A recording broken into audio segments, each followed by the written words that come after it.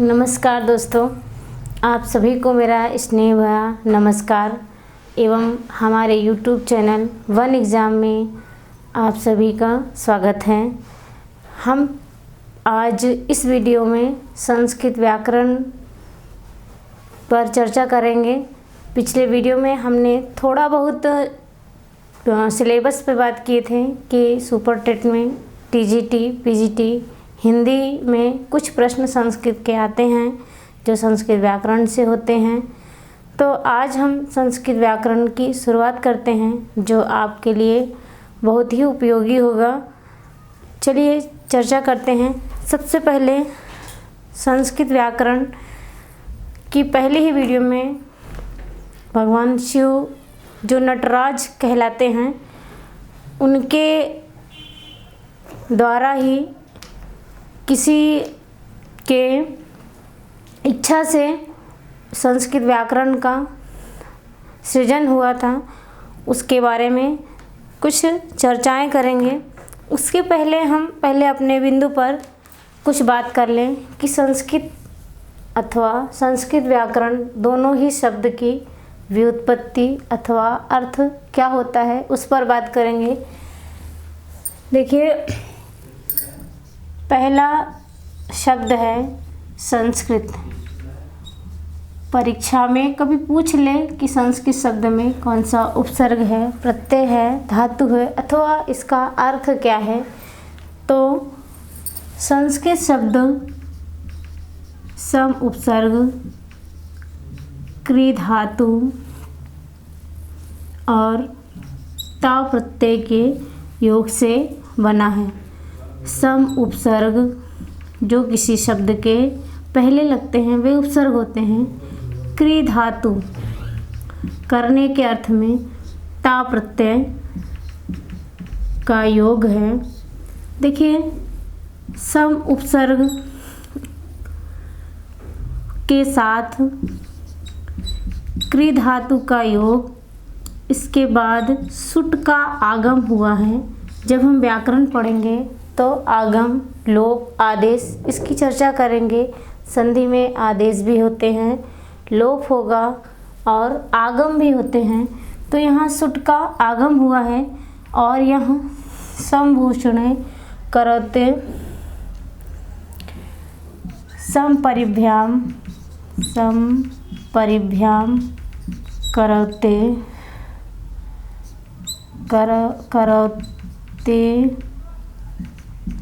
भूषणे सूत्र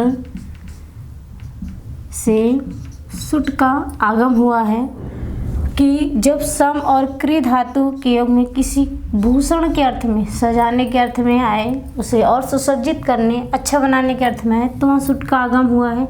अब हम देखते हैं क्री धातु सुट में टा की हलंत्यम इत संज्ञा का सूत्र होता है जो इत संज्ञा करता है। हलंत्यम से टा की इत संज्ञा हो गई है तो सु बचा है।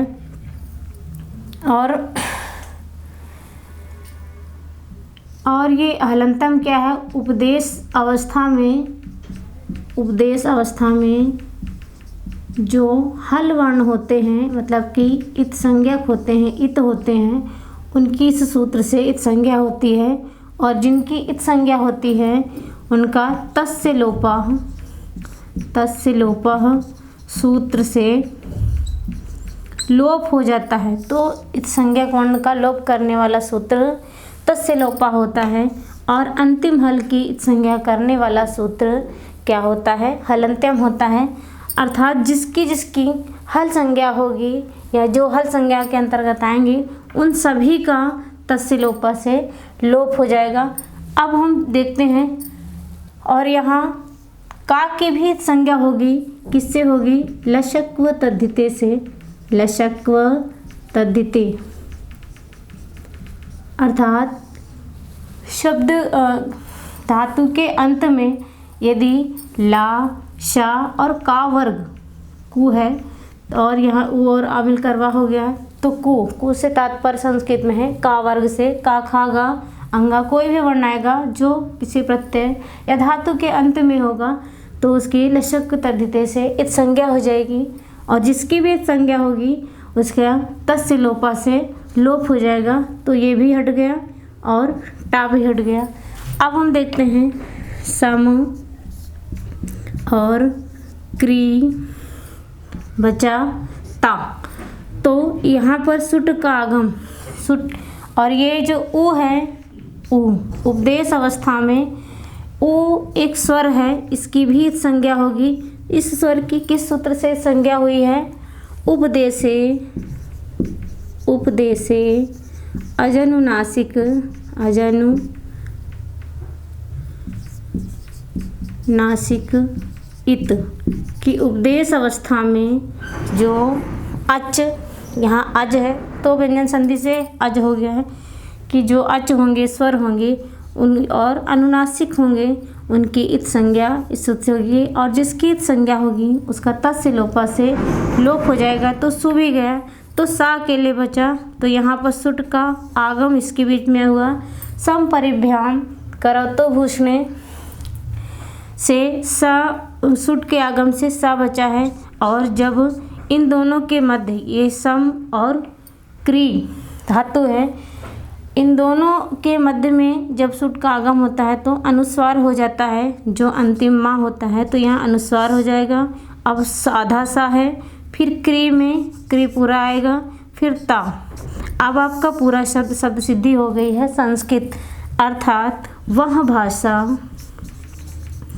भाषा जो शुद्ध परिष्कृत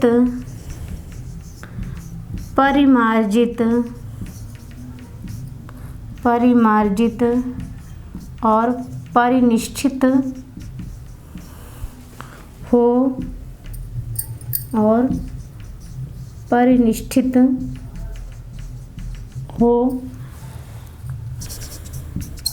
उसे संस्कृत कहते हैं, उसे संस्कृत कहा गया है। इस सिद्धि से, इस शब्द की अर्थ से ही पता चल गया है कि संस्कृत भाषा शुद्ध है, उसका व्याकरण शुद्ध है, और ऐसी मान्यता है कि इस भाषा से कई भाषाओं की उत्पत्ति भी हुई है। कई भाषा की उत्पत्ति होने से यह जननी भी कहलाती है, भाषा जननी। और इसकी लिपि क्या है? देवनागरी लिपि है, देवनागरी लिपि है, ये तो आप सबको पता होगा। तो हमने संस्कृत शब्द की सिद्धि कर ली कि संस्कृत शब्द कैसे बना है। अब हम चलते हैं व्याकरण शब्द कैसे बना है। आपसे पूछा जाए कि संस्कृत शब्द में कौन सा उपसर्ग है, तो संस्कृत शब्द में सम उपसर्ग, क्री धातु और ता प्रत्यय आया है। ये सब जो इत संज्ञक सूत्र हैं, जब हम संज्ञा प्रकरण पढ़ेंगे संस्कृत में तब इसकी चर्चा हुई है, और तब हम आपको अच्छे से समझाएंगे कि इन सूत्रों का क्या मतलब होता है व्याकरण में।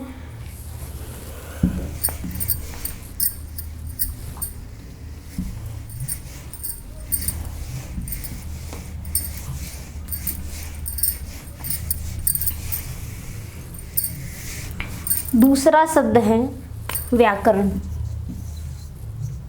व्याकरण, देखिए व्याकरण शब्द में वी उपसर्ग और आंग उपसर्ग, क्री धातु और युट प्रत्यय है, युट प्रत्यय है। अब देखेंगे, देखिए ये व्याकरण शब्द में दो उपसर्ग आए हैं, वी और आंग। कभी छोटे से छोटा प्रश्न यदि पूछा जाए शब्द से ही, क्योंकि उपसर्ग प्रत्यय से तो प्रश्न पूछ लिए जाते हैं ना कि प्रत्यय इस शब्द में क्या प्रत्यय है, इस शब्द में कौन सा उपसर्ग है। तो सबसे पहले हम संस्कृत का विषय है इसलिए व्याकरण शब्द में भी देख लें कि कौन सा उपसर्ग है और प्रत्यय क्या है। तो वी उपसर्ग, आंग उपसर्ग, संस्कृत में उपसर्गों की संख्या 22 है। क्री धातु, ये भी करने के अर्थ में आया है, और ल्युट प्रत्यय। अब देखते हैं वी, देखिए आंग ये भी उपदेश अवस्था में, क्योंकि जो उपसर्ग बताए हैं वो भी उपदेश अवस्था में है, इसलिए हलन्त्यम सूत्र से इसकी इत संज्ञा हो जाएगी। और जिसके हलन्त्यम से इत संज्ञा हुई और जिसकी इत संज्ञा होगी उसका तस्य लोपा से लोप हो जाएगा। तस्य लोपा मतलब उसका लोप, किसका लोप? जिसकी इत संज्ञा हुई है। तो यहाँ पर अंग की इत संज्ञा हुई है। तो अब बचा क्या है, इसे इधर लिख देते हैं, तस्य लोपः। वी आंग में अंगा की इत संज्ञा हो गई, लोप हो गया, तो आ बचा। और क्री धातु लिट प्रत्यय में ला की लशक को तद्धिते। अभी इसके पहले हमने संस्कृत शब्द में भी का की इत संज्ञा हुई थी, तो वहाँ बताए थे कि लशक व तद्धिते, इस सूत्र से ला की इत संज्ञा हो गई। और टा से हलन्त्यम की, क्योंकि ये अंतिम हल है, तो हलन्त्यम से इसकी संज्ञा हो गई और तस्य लोपा से इन दोनों का लोप हो गया। तो बचा क्या है, यू। बच गया क्या, यू। वी और आ, देखिए यहाँ से ई लेंगे और यहाँ से आ। एक सूत्र संधि में आता है इको यड़ची कि इक के बाद कोई भी असमान, इक मतलब इक प्रत्याहार, ई उ री ली के बाद कोई भी असमान स्वर आए, असमान स्वर आने पर, मतलब कि ये इससे मैच करता हुआ स्वर ना हो। तो यहाँ पर देखिए आ है, तो दोनों का संधि होने से पूर्व वर्ण के स्थान पर ई का या आदेश हो जाता है। तो हम ई के स्थान पर आ लिखेंगे या लिखेंगे। तो यहाँ ई, तो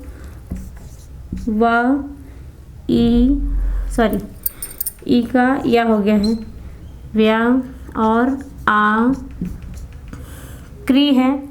अब देखेंगे यू है, तो इस यू का जो बचा है योर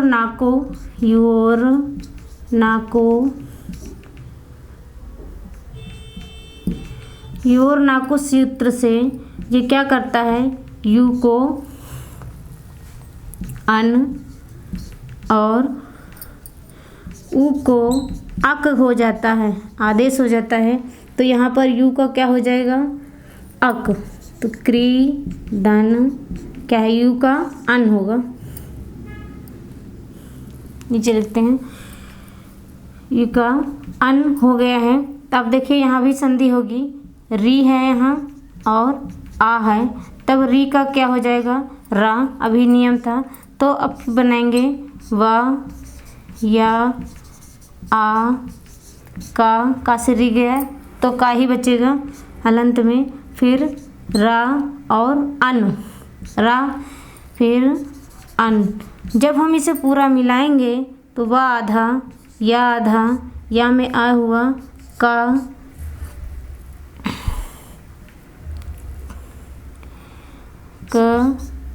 देखिए अन है व्याकरण, री कर रा हुआ तो रा इसमें जाएगा ना, ये रा इसमें, तो व्याकरण इस शब्द की उत्पत्ति होती है।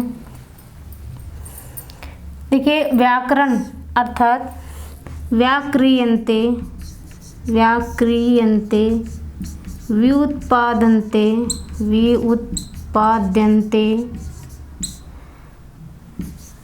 अनेन इति व्याकरणम अर्थात जिससे शब्द की उत्पत्ति या निष्पत्ति बताई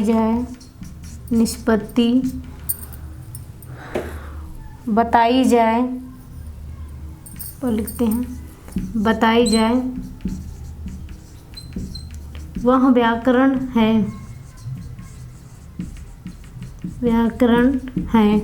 व्याकरण को पदशास्त्र, क्योंकि शब्द को पद भी कहा गया है, तो व्याकरण को पदशास्त्र या शब्दशास्त्र भी कहते हैं। तो ये महत्वपूर्ण है कि व्याकरण का अन्य नाम क्या है, और यहाँ पर ये महत्वपूर्ण है कि व्याकरण शब्द में कितने उपसर्ग आए हैं और कौन सी धातु है, कौन सा प्रत्यय है, ये आपको महत्वपूर्ण होगा, इसे अनिवार्य है। बाकी ये तो सीधी प्रक्रिया है, ये केवल आपकी जानकारी के लिए बताया गया है। अब हम चलते हैं व्याकरण के अगले बिंदु पर।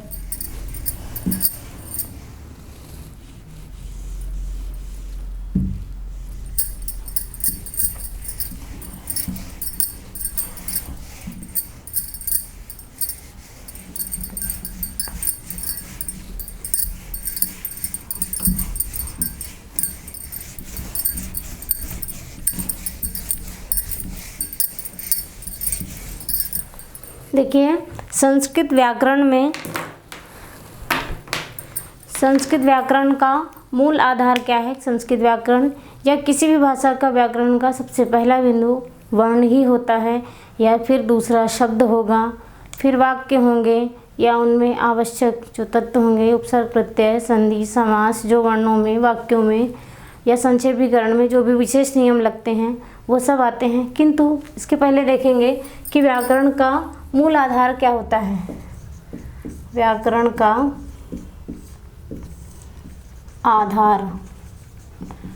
आधार जिसे आप बेस समझ सकते हैं या बुनियाद, नींव, कि व्याकरण को रचने की नींव क्या है, तो इसका उत्तर होगा, कभी आपसे पूछा जाए प्रश्न में कि व्याकरण के आधार बिंदु क्या है या आधार क्या है व्याकरण का, तो वो है माहेश्वर सूत्र। माहेश्वर सूत्र में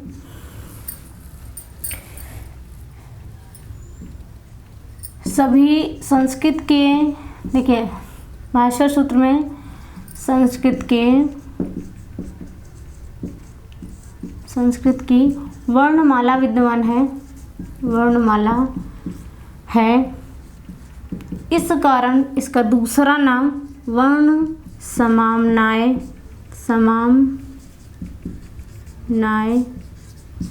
या वर्ण को अक्षर भी कहते हैं, तो अक्षर समामनाय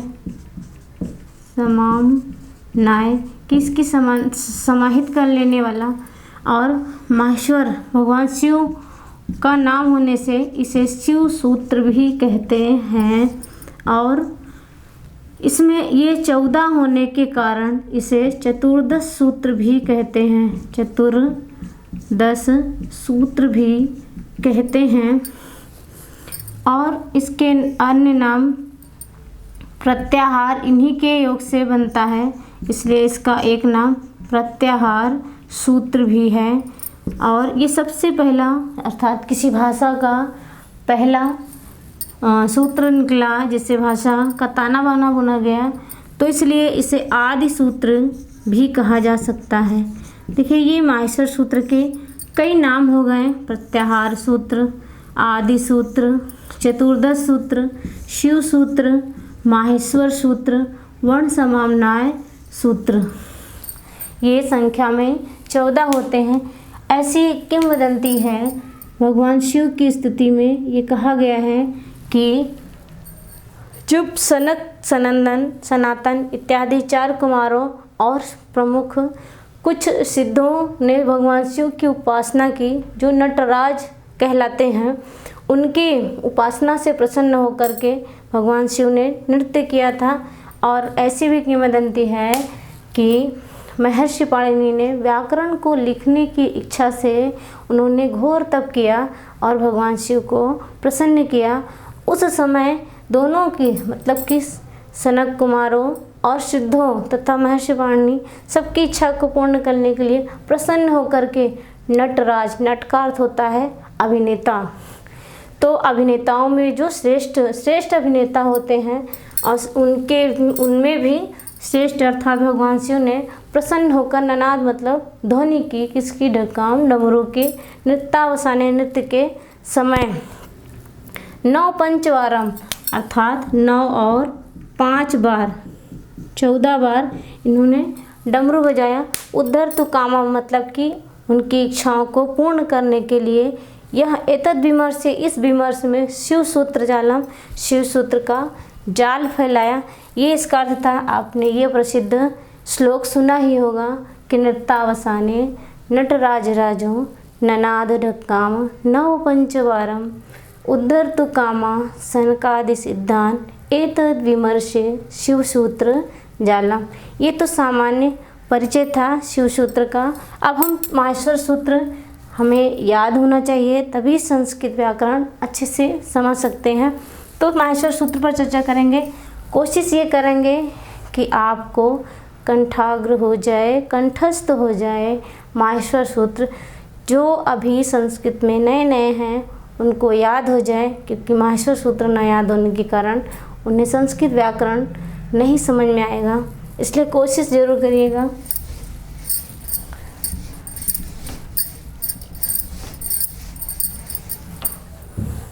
इनकी संख्या 14 होती है। ये अलग अलग ही लिखे होते हैं, किंतु आपको दिखते एक में है। अयूर ऋलिक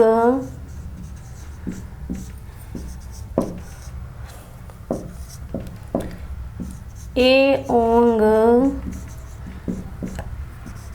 ऐ औच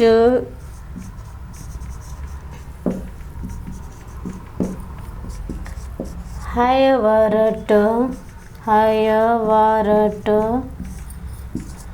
लड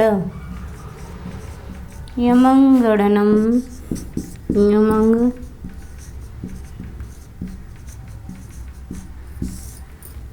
झभई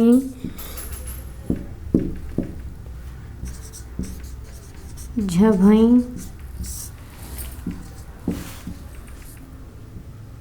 घड धस जब गड दस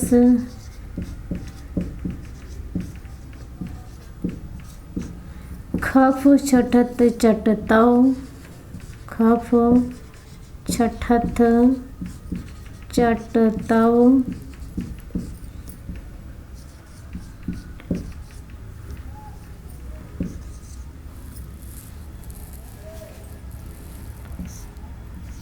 कपई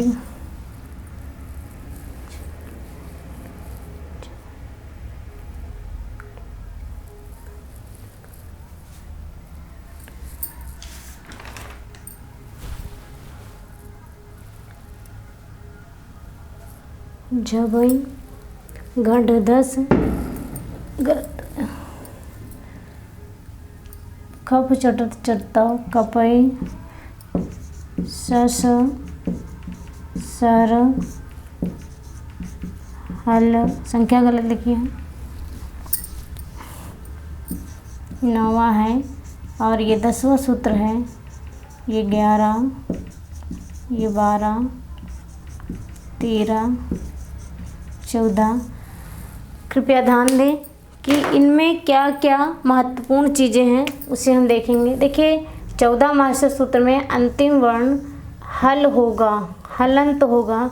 देखिए अभी आपको इसके पहले चर्चा की गई थी कि उपदेश अवस्था में जो हल वर्ण होंगे उन सब की हलंत्यम सूत्र से इत संज्ञा हो करके उनका तस्य लोपा से लोप हो जाता है। इतनी बातें आपको समझ में आ गई होगी। तो अगर आपसे प्रश्न पूछा जाए पहला कि देखिए ये हल वर्ण हलंत, ठीक, और हल, इन दोनों में अंतर होता है। हल मतलब कोई भी व्यंजन यदि उनसे स्वर अलग कर लिया जाता है तो वो हल कहलाते हैं। हल जिसके अंत में हो मतलब कि हलंत, तो वो हलंत वर्ण कहलाते हैं। तो इन हलंत और इन्हें इत संज्ञक वर्ण भी कहते हैं या इत वर्ण और ये बांधे रहते हैं अन्य वर्णों को, जिसे प्रत्याहार बनाएंगे तो इन्हीं के आश्रय से ही बनते हैं, इसलिए इनका एक नाम अनुबंध भी है, अनुबंध। तो ये हलंत के 3 नाम हुए, हलंत, इतवर्ण, अनुबंध। तो अगर आपसे प्रश्न पूछा जाए कि माहेश्वर सूत्र में हल वर्णों की संख्या कितनी है, तो 14। 15 भी मानी गई है, क्योंकि ये जो लड़ है, इस ला और अड़ा के बीच में, ला को और आ को इनके बीच में हलंत माना गया है। लड़ मध्य तु इत संज्ञ का, इस सूत्र से लड़ मध्य तु इत संज्ञ का कि लड़ के मध्य में जो आ है उसको इत माना गया है, इसलिए 15 भी हुए हैं, लेकिन सही तो 14 ही हैं। अब दूसरी बात देखते हैं कि माहेश्वर सूत्र में कौन सा इत संज्ञक वर्ण या इत वर्ण 2 बार आया है। तो हम ध्यान दें कि एक अड़ा है और एक लड़ में अड़ा है, तो अड़ा, ये अड़ा है जो 2 बार आया है। इत संज्ञक वर्ण एक पहले सूत्र में जो अयूढ़ है उसमें, और एक छठे सूत्र में है लड़ में। ये हो गया।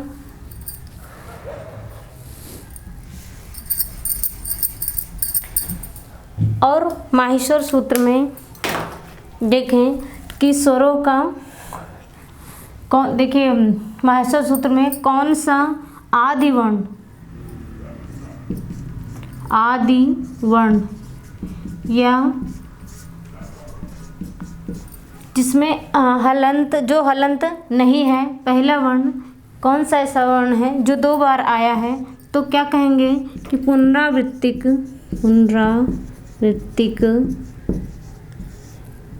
वर्ण। पुनरावृत्तिक वर्ण एक है हा, वो किस किस सूत्र में आया है, एक हैवरट में और दूसरा हल में। लेकिन इस हैवरट के सूत्र की ही गणना की जाएगी, क्योंकि अट और शल प्रत्याहार में जब शल प्रत्याहार बनेंगे तो उसमें हा की गणना करने के लिए इन 2 हा को बार बार लाया गया था।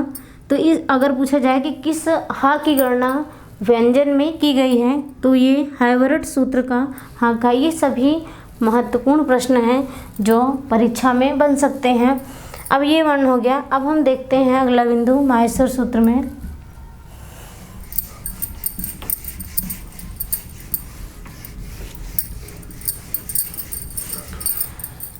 अगला प्रश्न है जो भी हो कि माहेश्वर सूत्र में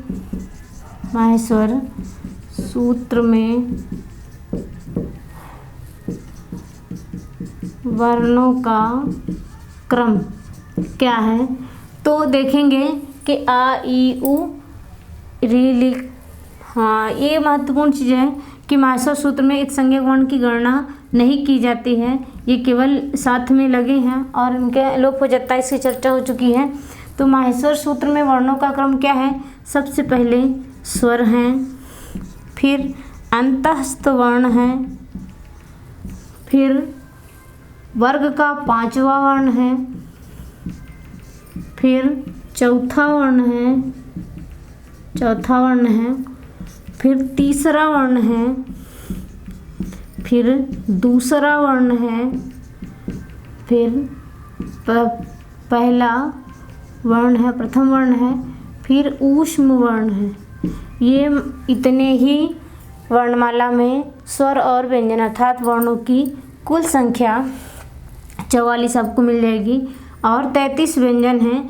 जैसे हम लिखेंगे, देखिए 4 सूत्रों में स्वर हैं, 2 सूत्रों में अंतस्थ वर्ण हैं, और 7वें सूत्र में 5वें वर्ग का वर्ण है। अब वर्ग तो जानते होंगे, कचरता जैसे का वर्ग, का, चा वर्ग, टा वर्ग, तो ये हैं।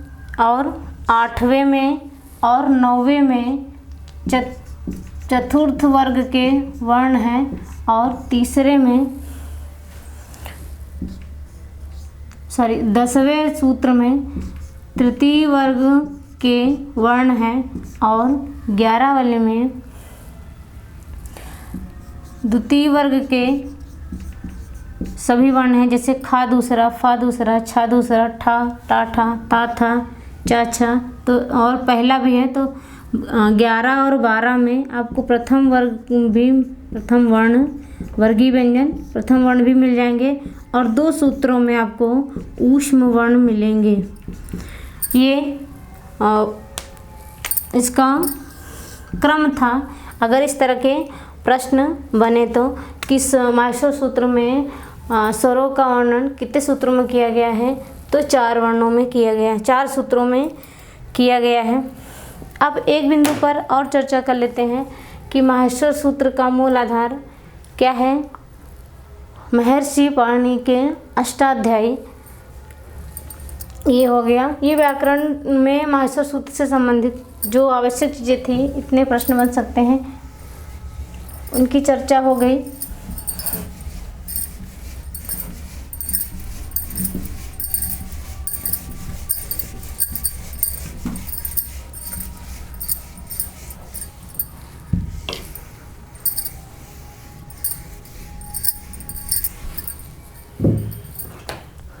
एक प्रश्न है कि व्याकरण शास्त्र में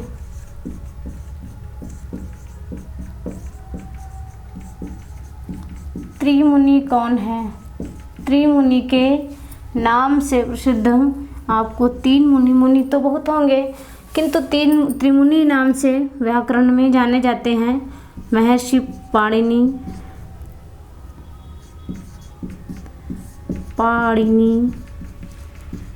और पतंजलि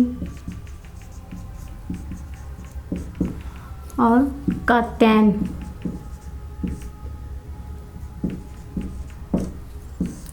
देखिए, महर्षि पाणिनि की रचना है अष्टाध्यायी।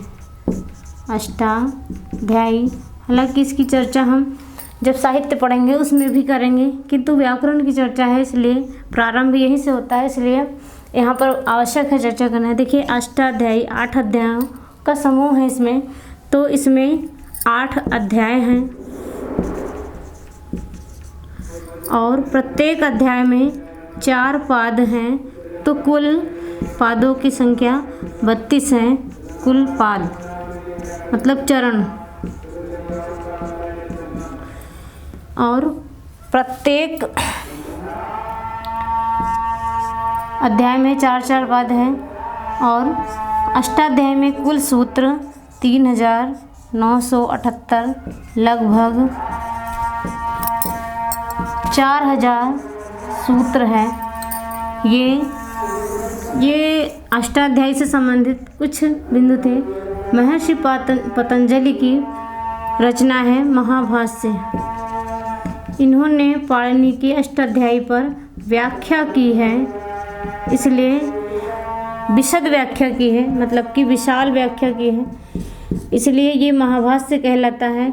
और इस महाभाष्य के कारण पतंजलि को भाष्यकार कहा जाता है। भाष्यकार। और कात्यायन का दूसरा नाम वररुचि भी है, एक नाम और मिलता है। और इन्होंने अष्टाध्यायी पर वार्तिक लिखा है। जो सूत्रों की कमी थी या कुछ त्रुटियां रही होंगी अष्टाध्यायी में, तो उनका सुधार किया और उनमें कुछ सूत्रों को जोड़ा है। इन सब की चर्चा जब हम कारक पढ़ेंगे तो कुछ नए नए सूत्र आए हैं, उनकी चर्चा वहाँ होगी। तो वार्तिक लिखा, वार्तिक लिखने के कारण वररुचि का कात्यायन नाम, और वररुचि है एक वार्तिककार नाम भी मिलता है, वार्तिककार। और महर्षि पतंजलि के महाभाष्य में 84 आहनिक है। आहनिक है। आहनिक मतलब कि 84 दिनों में आप इसे पढ़ सकते हैं। ये विशेष जानकारी थी, थोड़ी सी चर्चा हो गई। आज की वीडियो में बस इतनी ही है। आगे हम नेक्स्ट वीडियो में सबसे पहला बिंदु वर्ण विचार पर चर्चा करेंगे। वर्ण के भेद, उसके प्रयत्न और उच्चारण स्थान, स्वर और व्यंजन जैसे सबकी व्याख्या करेंगे, सबको समझाएंगे और इससे बनने वाले कुछ प्रश्न हम आपको अगली वीडियो में ज़रूर लेके आएंगे। आप कोशिश करिएगा उसे हल करने के लिए। धन्यवाद।